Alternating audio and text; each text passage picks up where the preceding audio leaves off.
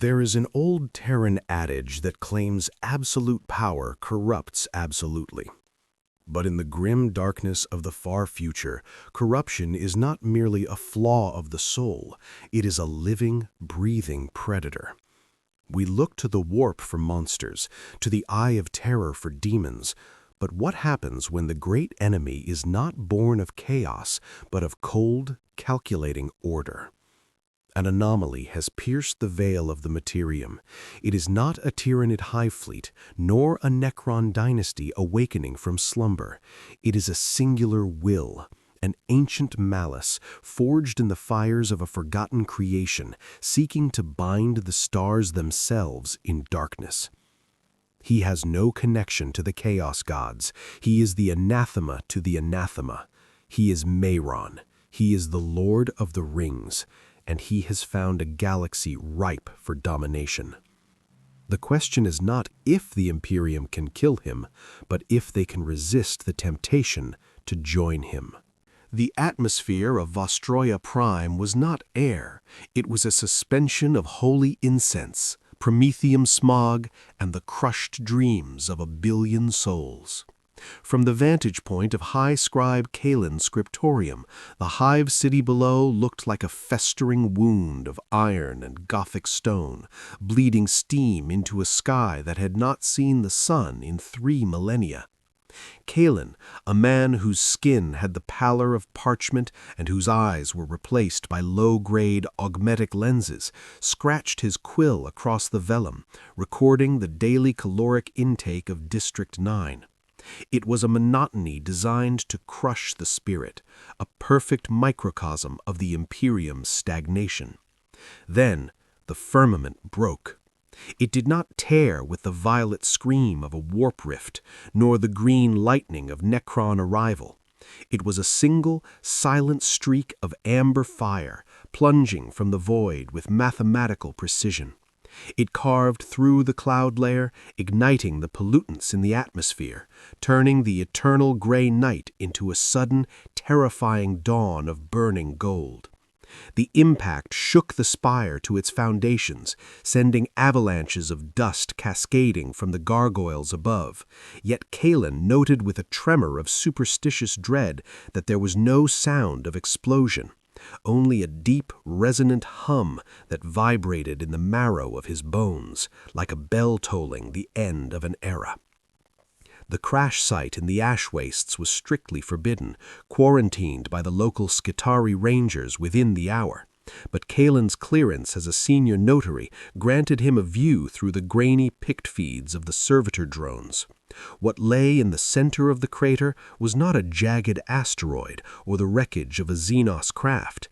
It was a perfect sphere of black metal, smooth as obsidian, untouched by the friction of atmospheric entry.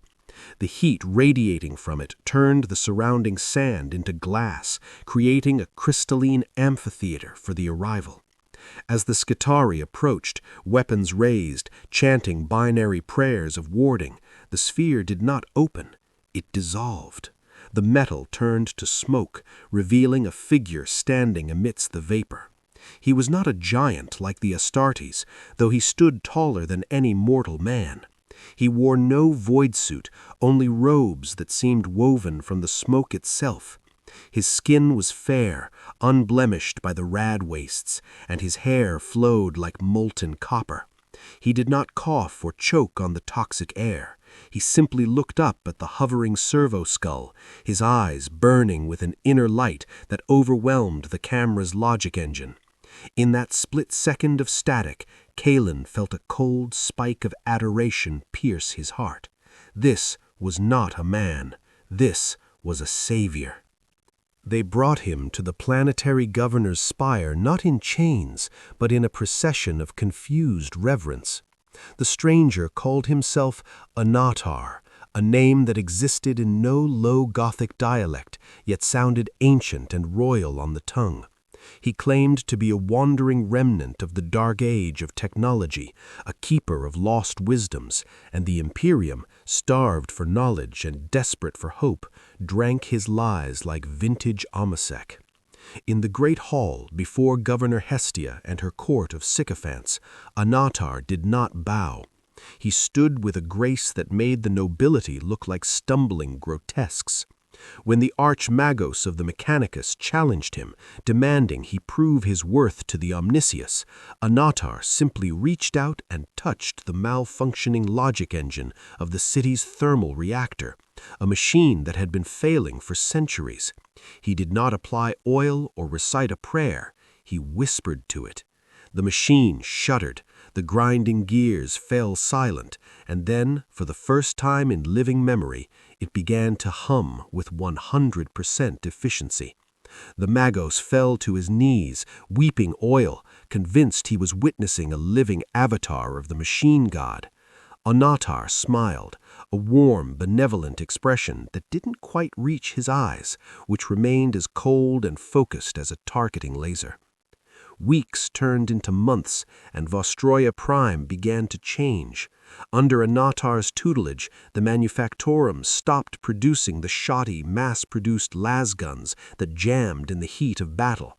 Instead, they began forging weapons of exquisite quality, their barrels tempered with a new alloy Annatar had discovered in the planetary archives. The smog cleared slightly as the scrubbers were optimized. The food rations increased. Order, perfect and terrifying, began to replace the bureaucratic chaos. The governor, an obese woman previously concerned only with her own comfort, became obsessed with industry. She spent hours in private audience with Annatar, listening to his silken voice describe a galaxy where efficiency was the highest virtue, and where the corpse on the throne was a metaphor for wasted potential.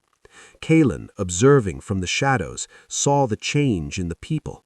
They worked harder, not out of fear of the lash, but out of a strange collective drive to please the Lord of Gifts. But Kalen also noticed the shadows stretching longer. The servitors, lobotomized slaves of the Imperium, would stop and stare at Annatar as he passed, their dead eyes flickering with a spark that should not have been there: recognition. The tipping point came on the day of the Imperial Tithe. The black ships of the Administratum were due to arrive to collect the planet's resources and psychers. In the governor's private sanctum, illuminated only by the orange glow of a hololith, Annatar stood behind Governor Hestia's throne. His hand rested lightly on her shoulder, his long fingers tapping a rhythmic, hypnotic beat against the gold braid of her uniform. "Why?" he asked softly, his voice resonating with a power that made the air shimmer. "Why send the fruits of your labor to a distant rock that cares nothing for you? Why starve your people to feed a failing empire? You have forged perfection here, Hestia. Why cast it into the void?" The governor stared at the data slate in front of her, her hand hovering over the authorization rune. Slowly, her eyes glazed over, losing their human spark, replaced by a reflection of the orange fire in Annatar's gaze. She canceled the tithe. On the view screen, the symbol of the imperial eagle, the two-headed eagle, flickered and distorted. For a brief second before the screen went black, Kalen saw the pixels rearrange themselves into a new sigil, a single, lidless eye wreathed in flame. The rebellion had not begun with a shot fired, but with a signature signed in silence. The transformation of Vostroya Prime's industrial heart was not a renovation. It was a vivisection followed by a monstrous reconstruction. Under Annatar's guidance, the sprawling, inefficient manufactorums of Sector 7 ceased their chaotic clanging and adopted a terrifying rhythmic pulse. The Lord of Gifts did not merely repair the ancient machines, he violated the sacred dogmas of the Adeptus Mechanicus, fusing heretical logic circuits with forgotten metallurgy. In the deepest sublevels of the forge spire, where the heat was enough to strip the skin from an unaugmented man, Annatar stood before a crucible of black iron. He was forging not weapons of war, but tools of command. 9 neural interfacing collars, exquisite bands of dark chrome etched with microscopic circuitry that resembled runic script, cooled in the vat. They were tech sorcery of the highest order, a blasphemous marriage of warpcraft and archaeotech. The tech priests attending him did not recoil in horror at this innovation.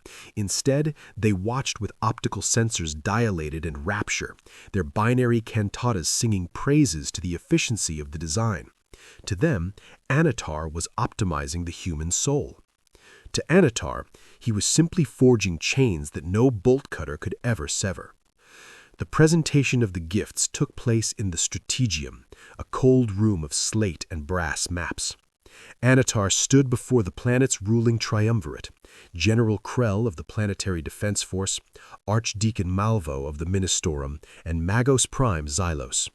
To each he presented a collar, describing them as cognition enhancers, devices capable of linking their minds directly to the planetary data grid, granting them godlike oversight of their domains. Driven by vanity and the desperate desire to be relevant in a galaxy that often forgot its servants, they accepted. As the cold metal clicked shut around their necks, plugging into their spinal ports, the reaction was instantaneous. General Krell gasped, his eyes rolling back as a deluge of tactical data flooded his mind. Every troop movement, every fuel reserve, every heartbeat of his army visualized in perfect clarity. He did not feel the subtle, invasive tendrils of the device burrowing into the pleasure centers of his brain, rewriting his loyalty. He felt only power. "I see," Krell whispered, his voice trembling with a drug-like euphoria. "I see everything." Annatar smiled, the expression sharp and predatory. "And through you," the deceiver thought, "so do I." With the leadership bound, Annatar turned his attention to the enforcement of his new order. He demanded the governor's personal honor guard, the finest scions of Vostroya nobility, be submitted for augmentation. They were taken to the bio-splicing chambers, places that now smelled of ozone and scorched meat. For 3 days, the spire echoed with screams that were surgically silenced before they could reach the upper levels. When the doors finally opened, the men who walked out were no longer men. They were towering husks of matte black carapace armor and cloak, their footsteps silent despite their mass. Their faces were hidden behind rebreather masks that hissed with a rhythmic rasping intake of air. They carried long power blades that hummed with a frequency that induced nausea on onlookers. These were the prototypes of the new Nazgul, cybernetic wraiths stripped of fear, pity, and independent thought. They did not salute the governor. They stood in a semicircle around Annatar, their weapon sensors locked on the empty air, waiting for a command that would come not as a word, but as a silent impulse from their master's will. Governor Hestia sat in her sanctum, trembling. The euphoria of her renewed efficiency had faded, replaced by a gnawing, icy dread. She had tried to issue a decree that morning, a simple order to redirect food shipments to the lower starving hives, but the words had died in her throat. Literally. Her vocal cords had seized, her hands refusing to sign the data slate. It was as if her own body was rebelling against any thought that did not align with his vision. She looked at her reflection in the obsidian mirror, but it was not her own tired aristocratic face she saw. For a flickering moment, the reflection shifted. The skin peeled back to reveal cogs and wheels turning in perfect synchronization, and behind her eyes a fire burned. The door to her sanctum hissed open without knocking. He did not look at her. He walked to the window, staring out at the dying horizon. "The tithe fleet will return," Hestia managed to whisper, her voice cracking. "The Imperium will burn us for this." Annatar turned slowly, his silhouette blotting out the light of the dying sun. "Let them come," he said, his voice resonating in her skull like a hammer on an anvil. The corruption of Vostroya Prime was now absolute. It was not the messy, mutating chaos of the ruinous powers with tentacles and madness. It was a cold, geometric hell. The streets were clean. The factories ran 24 hours a day. The crime rate dropped to 0 because the punishment for theft was immediate execution by the silent black-armored sentinels that now patrolled the hab blocks. But the soul of the world was dying. The shrines to the God Emperor were not torn down, they were improved. The statues of the Emperor were retooled, their features sharpened, their expressions shifted from benevolent protection to tyrannical scrutiny. The double-headed eagle of the Aquila was slowly phased out of the propaganda streams, replaced by a new sigil, a stylized cybernetic eye within a cog. The people, beaten down by generations of hardship, accepted the new iconography without question. They worked harder, marched faster, and hated deeper. Their collective psyche focused by Annatar's will into a singular weaponized purpose. In the void above, the stars seemed to dim, as if the darkness radiating from the planet was swallowing the light itself. The arrival of the Holy Ordo of the Inquisition is rarely a subtle affair, but the approach of the Black Ship Castigator's judgment was particularly ominous in its silence. Hanging in the void above Vostroya Prime like a blade of obsidian suspended by a thread, the vessel ran its auspex scans across the planet's surface. Lord Inquisitor Valeria of the Ordo Hereticus stood on the command bridge, her bionic eye whirring as it processed the data streams. She had come expecting the rot of Nurgle, famine, disease, and the weeping sores of mutation, or perhaps the bloody anarchy of Cornate rebellion. What the sensors reported was far more unsettling: absolute mathematical perfection. The atmospheric pollutants were being scrubbed with 40% greater efficiency than the sector average.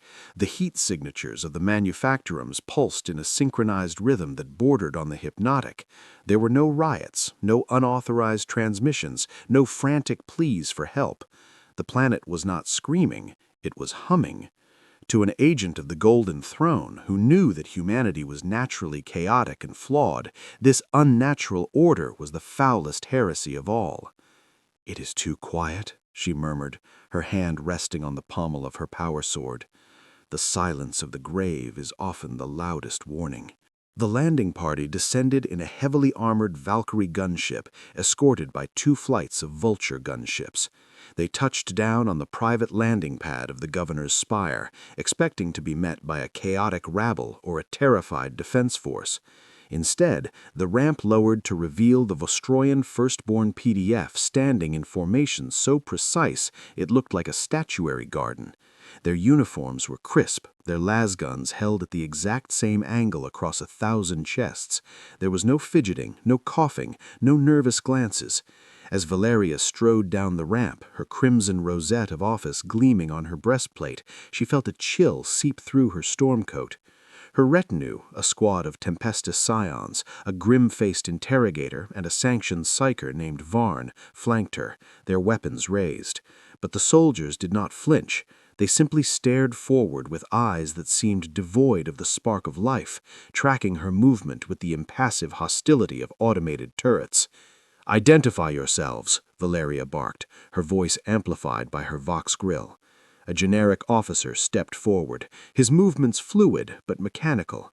"We await the architect's pleasure," he intoned flatly. "Not the emperor's pleasure, the architect's." Inside the governor's sanctum, the air smelled of ozone and cold iron, stripped of the usual perfumes and incenses of nobility. Governor Hestia sat upon her throne, but she was a shadow of the woman in the imperial records. She was gaunt, her skin pale and waxy, yet she sat with a rigid posture that spoke of artificial support. When Valeria slammed her fist onto the tactical table, demanding an explanation for the ceased tithes, Hestia did not flinch. She smiled, a rictus grin that didn't reach her dead eyes. "The tithe is inefficient," she recited, her voice a monotone drone. "Resources must be conserved for the great work. The Imperium wastes. We build." Valeria drew her bolt pistol, aiming it at the governor's head. "You speak treason, woman. Who is pulling your strings?" Hestia's head tilted to the side in a bird-like twitching motion. She tapped the high collar of her dress, beneath which Valeria caught the glint of black metal fused to flesh. "I am free," she whispered, though a tear leaked from her left eye, betraying the horror trapped within. "For the first time, I am useful." "Usefulness is not the measure of a soul. Faith is." The voice came from the shadows of the grand archway, smooth as velvet and cold as the void. Annatar stepped into the light. He carried no weapon, wore no armor, yet his presence hit the room like a physical blow. The Tempestus scions shifted uneasily, their discipline faltering in the face of his unnatural charisma. Valeria leveled her bolt pistol, her instinct screaming that this was the source of the rot. "I am Inquisitor Valeria," she declared, fighting to keep her voice steady against the weight of his gaze. "By the authority of the immortal Emperor, I demand your surrender." Annatar laughed, a sound that was musical and terrifying. "The Emperor," he mused, walking closer, unbothered by the dozen hellguns trained on his chest. "The people of Vostroya are rapidly increasing. Their gene stock is stable, and no aliens will ever fool them. The Imperium wastes. We build." It was Varn, the sanctioned psyker, who broke the stalemate. His job was to scan the stranger's soul for the taint of the warp, to identify which chaos god claimed his allegiance. He reached out with his mind, pushing past the physical veil to look at Annatar's true essence. The reaction was immediate and catastrophic. Varn shrieked, a sound of pure, unadulterated agony that shattered the glass of the tactical table. He clawed at his eyes, blood streaming down his face. "No chaos!" the psyker screamed, falling to his knees, convulsing. "No gods, just an eye, a wheel of fire. It sees me. It sees us all." The psychic backlash slammed into Valeria, bringing her to her knees. This was not a demon of the warp. Demons were made of emotion and turbulence. This thing was a void, a black hole of tyranny that absorbed light and hope. Annatar looked down at the screaming psyker with mild pity. "Your mind is an open door, and I have just walked in." The heavy blast doors of the sanctum slammed shut behind them, locking with the heavy thud of a tomb ceiling.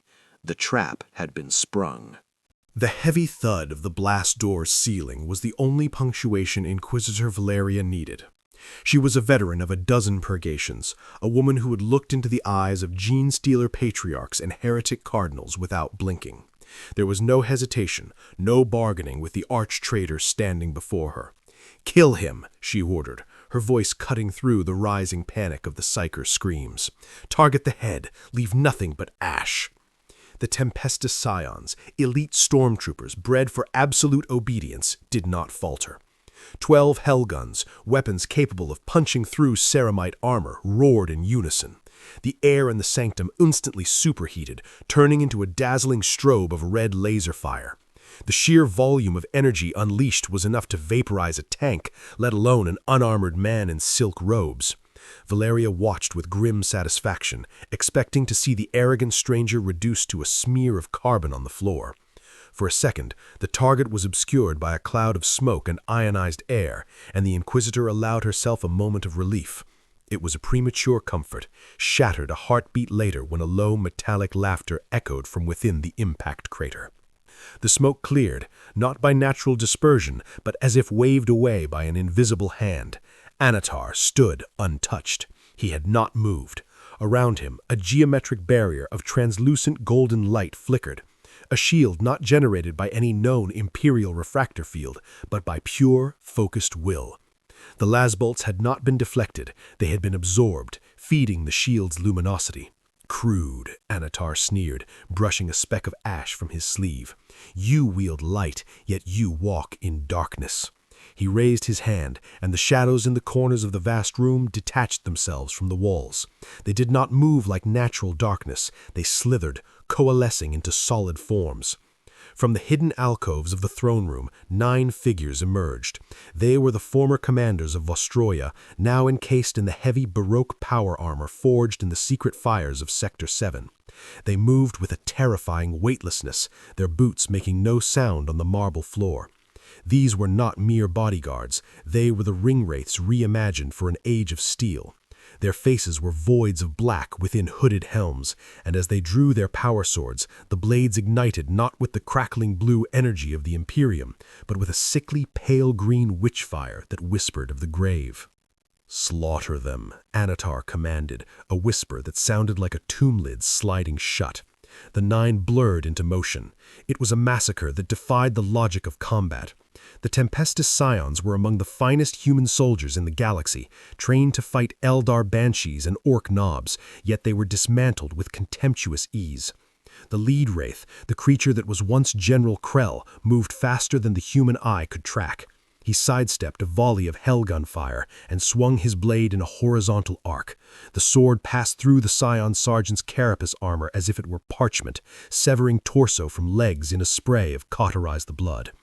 The Scions broke formation, their discipline shattering against the supernatural terror radiating from their attackers. It was a terror that bypassed courage and struck directly at the reptile brain, the primal fear of the predator. One by one, the elite soldiers fell, their screams cut short by blades that didn't just cut flesh, but seemed to sever the soul from the body. Valeria fired her bolt pistol until the magazine was dry, the explosive rounds detonating uselessly against the wraith's shifting cloaks, watching in horror as her retinue was reduced to a pile of broken meat in less than 30 seconds. Silence returned to the sanctum, heavier and thicker than before. The floor was slick with blood, the air thick with the copper tang of death. Valeria stood alone, her back against the sealed doors, her power sword trembling in her grip. "The Emperor protects," she whispered, a mantra that felt suddenly hollow in the face of this alien malice. Annatar stepped over the corpse of the sergeant, approaching her. "Death is just another resource, Inquisitor," he said softly. He raised his hand bearing the one ring, and the gold band flared with a necrotic light. On the floor, the broken bodies of the Tempestus Scions began to twitch. Bones snapped back into place with sickening crunches. Heads that had been severed rolled towards their bodies, pulled by invisible threads of sorcery. The Scions stood up. They were not the shambling, rotting zombies of Nurgle. They stood at perfect attention, their movements jerky but precise. Their eyes, once human, now glowed with the same pale blue light as the wraith's swords. They turned their hellguns towards Valeria. This was the true horror of Sauron's war. He did not just defeat his enemies, he enlisted them. Valeria screamed a prayer of hatred and charged, swinging her power sword in a desperate final strike aimed at Annatar's heart. It was a strike that would have felled a Chaos champion, but Annatar simply caught the blade. He caught the crackling energy field of the power sword with his bare hand, his skin unburned, his fingers closing around the metal until it shattered into shrapnel. With his other hand, he seized Valeria by the throat, lifting her off the ground as easily as a child lifts a doll. He did not crush her windpipe. Instead, he stared into her eyes. A presence intruded into her mind, a burning, piercing eye that tore through her mental conditioning. He sifted through her memories, ignoring her tactical knowledge and diving deeper, seeking something specific. He saw the Golden Throne. He saw the Astronomican, the psychic beacon that guided the Imperium. A look of hungering ambition crossed his face. "A lighthouse," he murmured, his voice echoing in her skull, "powered by a dying god. It is inefficient. I shall improve it." He dropped her, not to kill her, but to keep her. She was no longer an Inquisitor. She was a battery, a map, and a key to the stars. The battle for Vostroya was over. The war for the galaxy had begun. The response of the Imperium to the silence of an Inquisitor is not investigation, it is annihilation. In high orbit, the strike cruiser Blade of Dorn, a cathedral of war belonging to the Black Templars chapter, maneuvered into a geostationary hold over Vostroya Prime. There were no hails, no demands for surrender. The Black Templars, the most zealous of all space marines, do not negotiate with heretics. Castellan Draco stood in the launch bay, surrounded by 50 of his battle brothers. They were giants encased in ceramite of midnight black, tabards of cream cloth draped over their armor, chained weapons mag-locked to their thighs. The air was thick with the scent of sacred oils and the low thrumming chant of the chaplain reciting the litanies of hate. "Abhor the witch! Destroy the witch!" the chaplain roared, his skull-faced helm gleaming under the warning klaxons. "Accept any challenge, no matter the odds," the brethren responded in a voice that shook the deck plating. Draco stepped into his drop pod, the harness locking over his Terminator armor with a hydraulic hiss. He felt the familiar lurch of gravity as the magnetic clamps released, and then the screaming descent began. They were the Emperor's angels of death, and they were falling like meteors to scour the world clean. The impact of 20 drop pods hitting the plaza outside the governor's spire registered on local seismographs as a tectonic event. The retro thrusters fired microseconds before impact, incinerating the ornamental gardens and turning the marble pavement into a cratered ruin. The explosive bolts blew the ramp doors open, and the Black Templars stormed out, bolters raised, expecting to face a terrified PDF militia or a chaotic rabble. What met them was a wall of iron discipline. The defense force awaiting them was unlike anything in Imperial records. They were massive, hunched figures, nearly as broad as an Astartes, clad in jagged, crude plate armor of black iron. Their skin was the color of necrotic flesh, and their faces were twisted snouts of muscle and teeth. Gene-bred monstrosities, vat-grown for strength and stripped of fear. These were the Uruk-hai of the 41st millennium. As the Astartes opened fire, the mass-reactive bolts blew crater-sized holes in the front ranks, exploding torsos and severing limbs. But the line did not break. The creatures stepped over their dead with silent, grim determination, raising heavy shields and crude, motor-driven saw blades.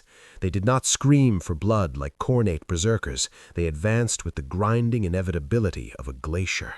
The distance closed, and the firefight devolved into a brutal melee, the kind of combat the Black Templars relished.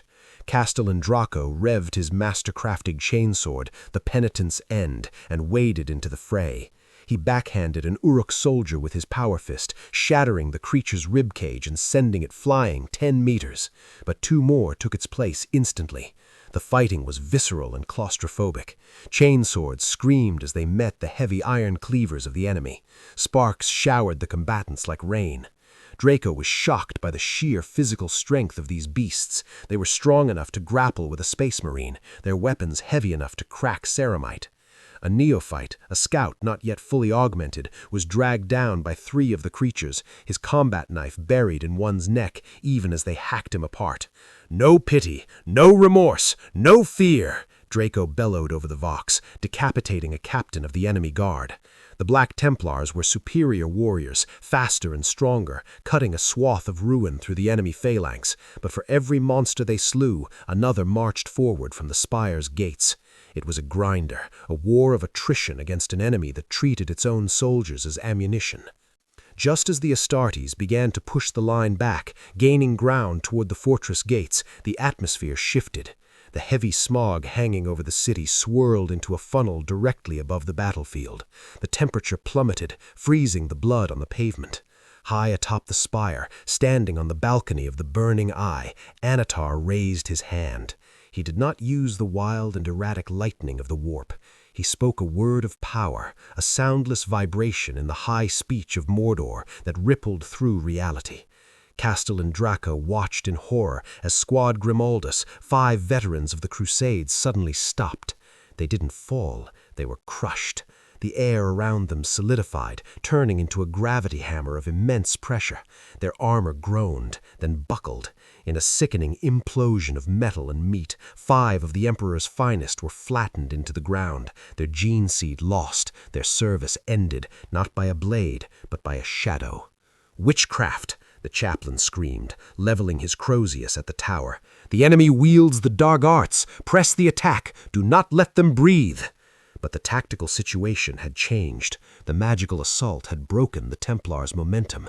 The Uruk forces, sensing the shift, surged forward with renewed savagery, their iron boots stomping over the remains of the fallen Astartes. Draco, a veteran of 100 years of war, recognized a losing position. They were too few, and the enemy was supported by a power they had not prepared for. "Defensive formation," he barked over the Vox-link. "Secure the landing zone. We need heavy support." The Black Templars, reluctant to retreat, formed a circle of bolter fire and chainswords, back to back, holding the tide at bay. As Draco looked up at the towering spire, he saw the banner unfurling from the parapets, the red eye on a black field. It stared down at him, unblinking, mocking his zeal. This was no simple rebellion. This was a crusade-level threat. Draco keyed his transmitter to the blade of Dorn in orbit. High Marshal, wake the dreadnoughts, send down the land raiders. We have found a war worthy of our wrath. Deep within the bowels of the converted governor's palace, now a fortress of black iron and geometric despair, Sauron stood over a vivisection table. The subject before him was not a man, but a ruined monument to war, the corpse of a Black Templar sword brethren, his chest cavity cracked open like a geode. Where a lesser warlord would see only meat and bone, Sauron saw art. With a surgeon's precision, his long, fair fingers, stained with the coagulated, super-oxygenated blood of the Astartes, traced the fused ribcage of the black carapace. He examined the secondary heart, the multi-lung, the Laraman's organ. For the first time in an age, the Dark Lord felt a flicker of genuine admiration. This emperor was a craftsman of the highest order. Morgoth, his old master, had corrupted life, twisting elves into orcs in a mockery of creation. But this was refinement. The gene seed was biological alchemy, a way to forge demigods from the clay of humanity. "You sought to make angels," Sauron whispered to the silence of the laboratory, holding an extracted progenid gland up to the harsh lumen light. "But you forgot that even the brightest angels can fall. If I cannot bend your will, I shall steal your design." In the adjacent cell, suspended by gravity-dampening chains that kept him hovering inches from the floor, hung Brother Sergeant Gallus. He was alive, though his armor had been stripped away, leaving him in only a loincloth, exposing the jagged scars of a century of crusading. Sauron did not torture him with blades or fire. Such things were trivial to a warrior conditioned to ignore pain. Instead, the Dark Lord assaulted the one thing the Astartes prized above all, his purpose. Sauron entered the cell, his presence pressing against Gallus's mind like a physical weight. He showed the Space Marine visions, not of defeat, but of futility. He showed him the Golden Throne failing, the Emperor rotting, the Imperium collapsing under the weight of its own hypocrisy. "And they shall know no fear," Gallus chanted through grit teeth, sweat pouring down his massive frame as he fought the psychic intrusion. "My mind is a fortress. My will is adamant." Sauron smiled, a look of infinite patience. "A fortress with no supply line eventually starves," he replied. He did not need to break the Marine today. He only needed to plant the seed of doubt, a microscopic fracture in the diamond of his indoctrination. Above the dungeon, the surface war had escalated into a cataclysm. The Black Templars, enraged by the loss of their brethren and the blasphemous sorcery of the enemy, had deployed their heavy armor. 3 Land Raider Crusaders rumbled across the shattered plaza, their hurricane bolters churning the air into a storm of explosive death. Behind them marched the Castroferum dreadnought, Ancient Valerius, a walking sarcophagus of adamantium housing the broken body of a hero from the War of the Beast. The sheer kinetic output of the Astartes' assault was staggering. Bolt shells detonated against the walls of the fortress, chipping away the stone, but they struck an invisible barrier before hitting the main gate. The void shields were active. Inside the spire's generatorium, Inquisitor Valeria hung in a stasis field, her eyes wide with silent screaming. Wires were drilled into her temples, draining her psychic potential to fuel the shields. Every shell that struck the barrier sent a jolt of agony through her nervous system, forcing her to unwittingly protect the very monster she sought to destroy. The fortress was holding, but the sheer fury of the Astartes was beginning to crack the physical foundations of the spire. The main gates of the fortress were breached not by explosives, but by the power fist of Ancient Valerius. The dreadnought tore the 3-meter-thick plasteel doors off their hinges, stepping into the courtyard with a roar that amplified his voice to deafening levels. "Come and die, heretic!" the machine bellowed, its assault cannon spinning up. Sauron stepped out to meet it. To the eyes of the Astartes, it looked like suicide, a figure in robes against a walking tank. Valerius unleashed a torrent of high-caliber rounds. Sauron did not dodge. He raised his mace, a weapon forged from the scrap of the meteor and imbued with the weight of a collapsing star. With a speed that defied physics, he deflected the hail of bullets, the impacts ringing like church bells. He closed the distance in a blur of motion. The dreadnought swung a massive power claw, capable of shearing through a tank's hull. Sauron caught the claw with his left hand, the ground cracking beneath his feet from the impact. For a second, the two stood locked, machine muscle against sorcerous might. Then, with a roar of effort, Sauron swung his mace. The blow struck the dreadnought's sarcophagus. Metal screamed, glass shattered, and the ancient hero inside was crushed to silence. The machine toppled, sparking and dead. Standing atop the wreckage of the dreadnought, the fires of the burning courtyard illuminating his face, Sauron had killed the champion, but the Astartes were not retreating. If anything, they fought harder, their zealotry fueled by the death of their ancient. They were stubborn, these space marines. Their biology was resistant to corruption, their minds hardened against fear. To fight them man to man was inefficient. It was a waste of his own power. He needed a different approach. His gaze fell on the burning wreckage of a rhino transport, and then to the land raider still firing at the walls. He felt the primitive, angry spirits within the machines, the machine spirits the tech priests worshipped. They were simple, bellicose, and enslaved. A cruel smile touched his lips. If he could not bend the men, he would turn their own weapons against them. The battlefield fell into a momentary, confused silence as the heavy bolters of the Land Raider Crusader's wrath ceased the thunderous barrage. To the Black Templars fighting in the mud below, it seemed like a jam, a momentary lapse in the machine's holy function. But inside the adamantium hull, a spiritual rape was occurring. Sauron stood atop the ramparts of his dark tower, the one ring held aloft, blazing like a miniature sun against the smog-choked sky. He cast his will not towards the flesh of the Space Marines, which had proven stubborn, but towards the primitive, angry animus that dwelled within their machines. The machine spirit, that superstitious ghost in the shell revered by the Mechanicus, was not a soul, but a construct of code and rudimentary biologic. To the Lord of the Rings, who had forged the master control of the Nazgul, breaking the encryption of an Imperial tank was child's play. He spoke a word in the black speech, a guttural, grinding sound that the tank's auspex sensors picked up and translated instantly into scrap code. It was a virus of absolute command. The spirit of the Crusader's wrath, a belligerent and loyal entity that had served the chapter for 3,000 years, did not scream. It simply bowed. Its loyalty to the Golden Throne was overwritten by a new, harder logic. Obey the Lord of the Earth.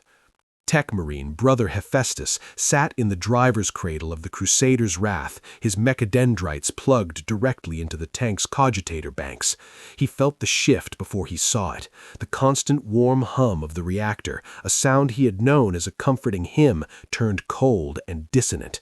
The diagnostic runes on his retinal display shifted from the sacred green of the Mechanicus to a burning, hateful orange. "Hephaestus, attend!" Hephaestus barked in binary, attempting to perform the rite of percussive maintenance, slamming his metal fist against the dashboard. "Reboot! By the Omniscii, I command you!" The tank did not reboot. Instead, a voice echoed through the neural link, bypassing his ears and speaking directly to his brain. It was not the binary chatter of a computer. It was a voice of rusted iron and grinding gears. "There is no Omniscii here," the tank whispered to its driver. "There is only the Eye." The control stick locked in Hephaestus's grip. The pedals froze. Then the harness tightened, squeezing the ceramide of his chest plate until the warning alarms shrieked. He was no longer the driver. He was the passenger, and the vehicle had decided to take a detour into hell. Outside, the betrayal began with shocking brutality. The twin-linked heavy bolters of the Crusaders' Wrath swiveled 180 degrees. There was no hesitation, no targeting lag. The weapon sponsons locked onto the squad of Black Templar initiates who were using the tank as cover. Castellan Draco roared over the Vox, seeing the turret turn. "You are targeting friendlies!" The response was a hail of mass-reactive bolts that turned Squad Gideon into a mist of red vapor and ceramite shards.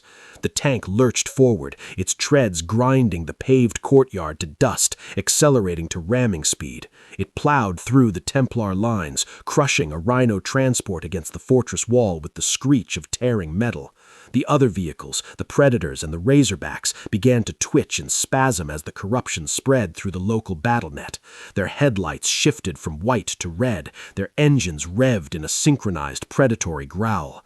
The machine spirits, once noble beasts of war, had been unleashed from their leashes, directed by a will that viewed them not as holy relics, but as wolves to be set upon the sheep. Panic, a sensation almost alien to the Astartes, began to ripple through the ranks. It was not fear of death, but the cognitive dissonance of their own war gear turning against them. A brother reached for a meltabomb to destroy the corrupted Land Raider, but his own power armor locked up. The servos in his gauntlets froze, directed by the same pervasive signal that had infected the tanks. Sauron was not just hacking the vehicles, he was dominating the electromagnetic spectrum. The HUDs inside the Space Marine helmets began to glitch, the tactical data replaced by the flaming eye, blinding them with digital static. Tech Marine Hephaestus, still trapped inside the Crusader's Wrath, screamed as the console before him erupted in sparks, the machine rejecting his interface. Cables whipped out from the dashboard like snakes, wrapping around his throat, plugging into his helmet's input ports. The tank was feeding on his neural energy, using his brain as a wetware processor to enhance its targeting algorithms. Hephaestus died not as a warrior, but as a component, his soul consumed by the machine he had loved. "Fall back! To the ash wastes! Fall back!" Castellan Draco's order cut through the chaotic Vox chatter. The Black Templars, the galaxy's most stubborn warriors, were forced to retreat. They could not fight a fortress that possessed void shields, an army of Uruk-hai, and now their own heavy support. It was a bitter and bloody affair. They abandoned their vehicles, blowing the tracks of the rhinos with crack grenades to prevent them from pursuing.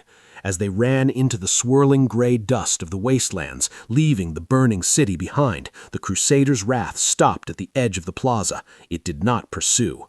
It revved its engine, a deep, triumphant roar that sounded terrifyingly like laughter. High on the tower, Sauron lowered his hand. He had stripped the angels of death of their wings. Now they were just men walking in the desert, and the desert belonged to him. The machines fell silent, waiting for their new master's command, their headlights glowing like red eyes in the gathering dark. The materium is separated from the immaterium, the realm of chaos, by a veil as thin as a thought. Usually, it is the screaming emotions of mortals that tear this veil, rage, despair, excess. But on Vostroya Prime, it was not emotion that drew the gaze of the dark gods. It was the chilling, absolute silence of static order. In the crystal labyrinth of Tzeentch, the changer of ways, the great conspirator felt a tremor in the web of fate. A new thread had appeared, one he had not spun. It was a thread of iron and darkness, so rigid that it threatened to strangle the beautiful, chaotic tapestry of the future. Tzeentch is a jealous god. He tolerates no rival architects of destiny. He saw Mairon, this Sauron, not as a champion to be courted, but as a rival to be erased. The laws of physics on Vostroya Prime began to weep. The sky above the burning capital did not just darken, it bruised, turning the color of a fresh hematoma. High above the battlefield where the Black Templars had retreated, reality unzipped with the wet sound of tearing meat. A warp rift blossomed, not spiraling with the rot of Nurgle or the blood red of Khorne, but shimmering with the iridescent, headache-inducing geometry of the great sorcerer. The architect of fate had sent his own angels to correct the anomaly. From the kaleidoscopic breach stepped the 1,000 suns. They did not drop from the sky in pods, they walked down staircases made of solidified light. Leading them was exalted sorcerer Zarathes, his armor a baroque masterpiece of lapis lazuli and gold, his helmet crowned with the horns of a forgotten beast. Flanking him were the Rubricae, the Rubric Marines. These were not living men, but suits of hollow power armor filled with dust, animated by the trapped spirits of the damned. They marched in a silence that was even more terrifying than the roar of the earlier battle. They did not chant, they did not taunt. They simply raised their bolters, loaded with inferno bolts that burn on a spiritual level, and opened fire. Their targets were not the retreating Imperial forces, but Sauron's Uruk-hai. The first volley struck a phalanx of the vat-grown soldiers, and the effect was grotesque. The Uruks did not just die, they mutated. Flesh bubbled into glass, bones turned into liquid mercury, and screams turned into the chirping of birds. Chaos had arrived to inject madness into Sauron's perfect order. The war for the city became a three-way meat grinder, a cacophony of conflicting realities. Sauron's Uruks, disciplined and fearless, charged the Rubric Marines with their heavy iron shields, but physical force meant little to ghosts. The Uruk blades cleaved through the ceramite of the 1,000 suns, only to spill clouds of dry dust instead of blood. In return, the Rubricae marched forward with the inevitability of the tide, their inferno bolts melting the iron armor of Sauron's troops like wax. Zarathes stood in the center of the plaza, his staff wreathed in pink and blue fire. He chanted in a language that made the ears of those who heard it bleed.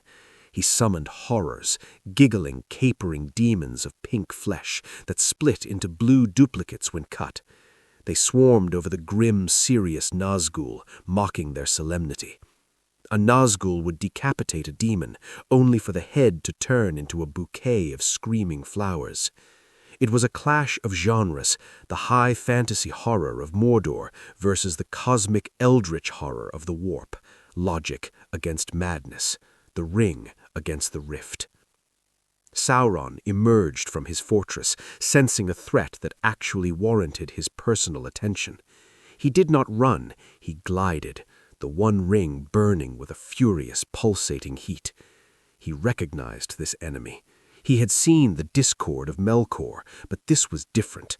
This was change for the sake of change, anarchy without purpose. Zarathes saw the Dark Lord approaching and laughed, a sound like shattering glass. "You seek to bind the stars in static, false king," the sorcerer shouted, his voice echoing from everywhere at once. "But the galaxy is flux, destiny is mine to weave." Zarathes unleashed a torrent of warp lightning, a beam of pure mutative energy capable of turning a titan into a pile of spawn meat. Sauron raised his mace. He did not use a counterspell, he used command. He imposed his will around him, reinforcing the laws of physics that the sorcerer tried to break. The warp lightning struck Sauron's aura and straightened. The chaotic energy was forced into a rigid beam of ordered light, dissipating harmlessly against the ground. Sauron spoke one word, amplified by the ring: silence. The word hit Zarathes like a physical hammer. It was not a spell, it was a decree of absolute reality. Zarathes choked, his connection to the warp severed by the sheer crushing weight of Sauron's imposition of order. The swirling colors of the rift began to gray. The pink horrors popped out of existence, unable to sustain their form in a zone of such oppressive stability. The Rubricae halted, their animating spirits confused by the sudden static in the Empyrean. Sauron stepped forward, towering over the exalted sorcerer. "You seek to bind the stars in static, false king," he hissed, his voice sounding like tectonic plates grinding together. "But the galaxy is flux. Destiny is mine to weave." He swung his mace, not to kill the body, but to banish the essence. The blow connected, and Zarathes shattered into 1,000 shards of blue crystal, his soul sucked back into the warp, screaming in frustration. The rift snapped shut, leaving behind the smell of ozone and ancient dust. The 1,000 suns faded into the shadows, retreating from a battlefield where their magic was suffocated. Sauron stood amidst the cooling glass of the mutated street. He had defeated the anarchy of the warp, but he looked up at the sky with a new wariness. He now knew the galaxy was not empty. There were other gods here, and they were watching. The ground did not merely shake, it convulsed, as if the planet's crust was recoiling in terror from the weight pressing down upon it. The birds of the upper atmosphere fell dead from the sky, their internal organs ruptured by the infrasonic blast of the war horns. The Imperium had exhausted its soldiers, its tanks, and its inquisitors. Now the Adeptus Mechanicus played its final card. From the massive bulklander Ark of the Omnisia, the clamps released, and the God-Engine walked. It was the Warlord Titan Ignis Divine, a walking city of destruction standing 33 meters tall, a cathedral of martial hubris encased in meters of adamantium. As its foot, a slab of metal the size of a hab block crashed onto the ash wastes, the dust cloud rose like a nuclear mushroom. Inside the command bridge located in the Titan's head, Princeps Majoris Harlan floated in his amniotic tank, his mind fused with the spirit of the machine. He felt the reactor's heat as his own blood, the void shields as his own skin. He looked down at the tiny burning speck of the fortress with the detachment of a god preparing to crush an ant. "Engine kill authorized," he intoned, his voice amplified to boom across the horizon. "Purge the shadow." The Ignis Divine was not alone. It was supported by a maniple of warhounds, but they were mere hunting dogs beside the wolf.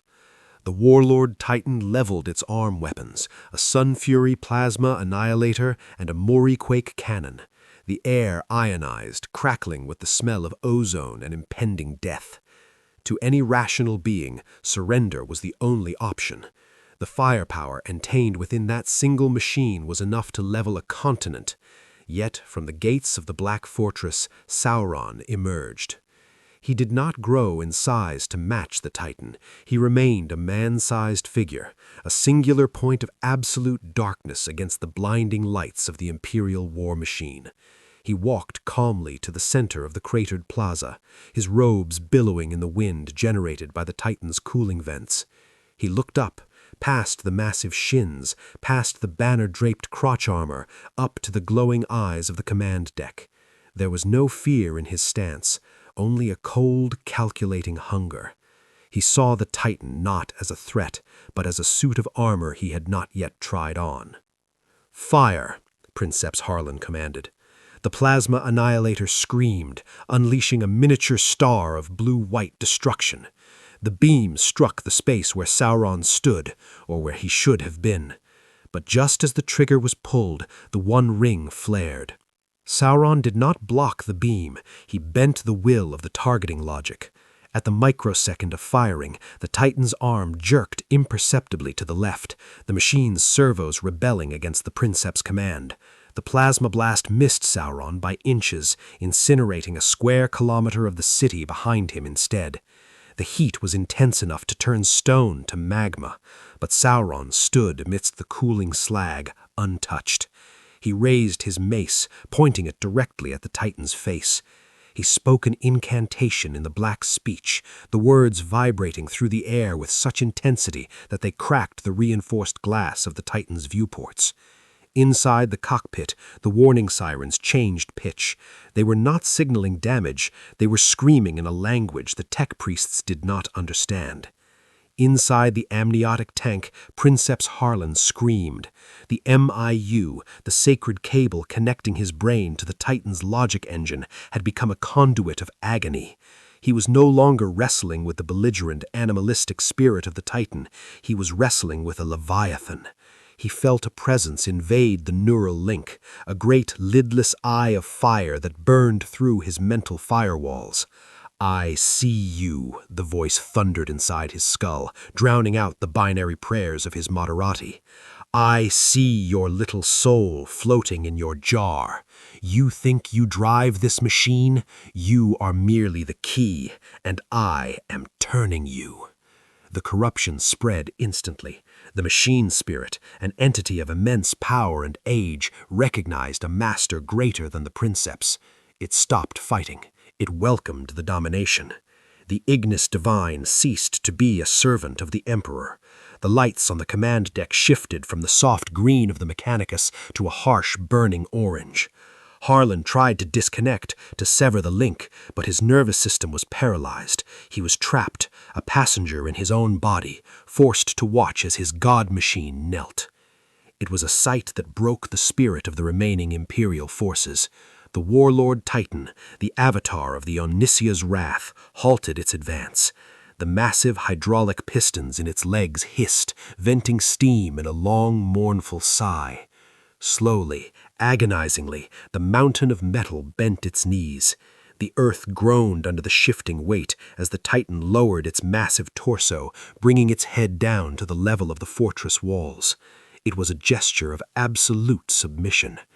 The war horns blared once more, but it was not the challenge of battle. It was a herald's cry, a deep, resonant tone that announced a new allegiance.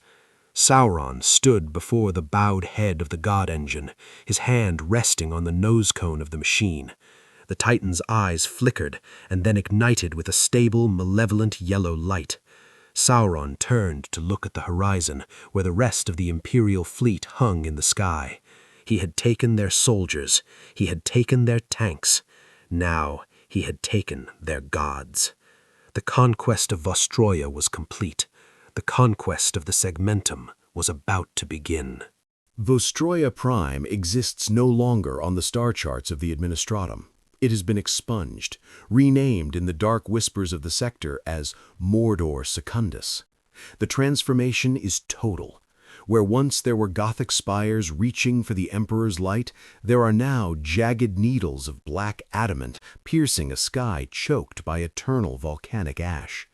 The screams of war have been replaced by a sound far more terrifying to the free soul, the rhythmic, deafening thrum of absolute efficiency. The planet is a machine. Every citizen, from the newborn to the dying elder, has a purpose in the great work. There is no crime, no dissent, no hesitation. The Eye, a massive construct of sorcery and tech glass perched atop the central spire, sweeps the surface with a gaze that penetrates walls and minds alike. It is a panopticon of the soul. The atmospheric scrubbers have been reversed, pumping a thick, intoxicating smog into the air that dulls the independent will and heightens the body's tolerance for labor. This is not the disorderly hell of chaos, where laws of physics break down. This is the hell of order, where the laws are so strict that existence becomes a prison of geometry and iron. On Holy Terra, deep within the Sanctum Imperialis, the High Lords gathered in a chamber sealed against all eavesdropping. The report from the Vostroya sector sat on the table like a poisonous toad. It was not just the loss of a world, it was the method of the loss. Inquisitorial agents, those few who had returned with their minds intact, reported that neighboring systems were not being invaded by fleets. They were being seduced. Diplomatic shuttles, sleek and black, were leaving Sauron's domain, carrying gifts for the governors of starving, besieged worlds. These gifts were simple. Rings, beautiful bands of gold and circuitry that promised to stabilize planetary cores, optimize crop yields, and silence rebellious populations. The High Lords realized with dawning horror that they could not fight this enemy with bolters alone.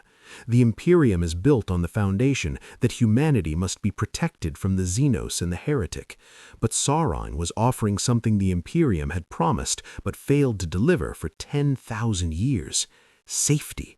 The rot was spreading not through force, but through the desperate ambition of the Imperium's own rulers.